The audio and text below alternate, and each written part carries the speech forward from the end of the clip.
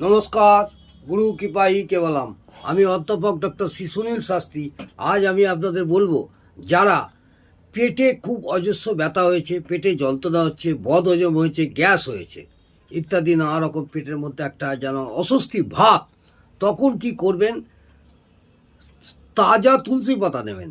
তুলসী গাছ থেকে 7খানা তাজা তুলসী পাতা নেবেন। ওই তুলসী পাতাটা একটা ভালো পাত্রে রেখে 31 বার এই মন্ত্রটি পাঠ করুন।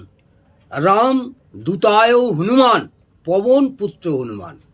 রাম দূতায় হনুমান, পবন পুত্র হনুমান। এই মন্ত্রটি এইভাবে 31 বার বলবেন আর ওতে ফু দেবেন, বলবেন আর ওতে ফুলবে। 31 বার বলবেন, 31 বার ফু দেবেন। দেওয়ার পর পাতাগুলি রুগীকে খাইয়ে দিতে হবে, চিবিয়ে নয়। একদম পাতা 7খানা পাতা নিয়ে একদম সেই জল দিয়ে গিলে খেয়ে নেবে। দেখবেন 5 থেকে 7 মিনিটের মধ্যে পেটের ব্যথা, বদহজম, গ্যাস এবং যে কোনো রকম পেটের যন্ত্রণা থেকে অবশ্যই মুক্তি পাবে।